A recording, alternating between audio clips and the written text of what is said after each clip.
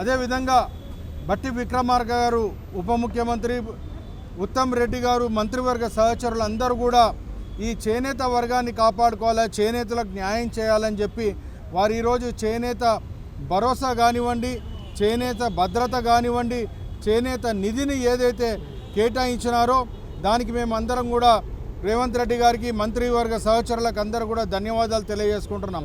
ఇలా చేనేత వర్గానికి ఏదైతే 38 మంది చేనేత కార్మికులు, అదేవిధంగా ముఖం మీద పనిచేసే 15,000 మందికి ఏదైతే 8% వాళ్ళు కట్టినట్టయితే 16% గవర్నమెంట్ పెట్టి మొత్తం 2,400 ప్లస్ 1,200 3,600 రూపాయలు వాళ్ళకి పెట్టి 115 కోట్లు ఏదైతే వాళ్ళ నిధి కేటాయించినారో దానికి ధన్యవాదాలు తెలియజేసుకుంటున్నాం.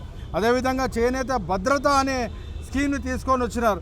ఇలా చేనేత కార్మికులు చేనేత పని చేస్తున్నప్పుడు ఎన్నో రోగాలకు గురవుతారు, ఎంతో ఇబ్బంది పడుతూ వాళ్ళు ఆత్మహత్యలు చేసుకొని వాళ్ళు ఏ విధంగానైతే చనిపోతున్నారో ఆ కుటుంబానికి భరోసా ఇవ్వడానికి భద్రత కార్యక్రమాన్ని 9 కోట్ల రూపాయలు వాళ్ళని తీసుకొని వచ్చి ఆ వర్గాన్ని కాపాడే కార్యక్రమం చేస్తున్నారు.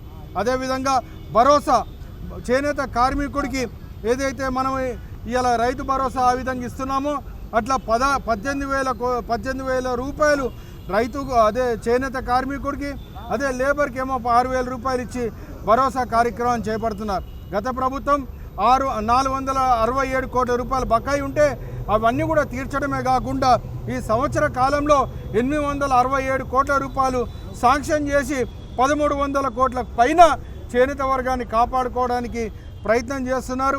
అదేవిధంగా ముఖ్యమంత్రి గారు, మంత్రివర్గ సహచరులు కూడా ఇవాళ 67,000 మంది మహిళలకు 2 చీరలు పంపిణీ చేసి చేనేత వర్గానికి ఏదైతే వర్క్ ఇవ్వాలని కార్యక్రమాన్ని చేపట్టిరో వీటన్నిటిని కూడా మేము ధన్యవాదాలు తెలియజేసుకుంటూ ఈ ప్రజా పాలనలో రేవంత్ రెడ్డి గారి నాయకత్వంలో చేసినందుకు మేము మీ అందరికీ కూడా వారికి ధన్యవాదాలు తెలియజేస్తాం, మీకు కృతజ్ఞతలు.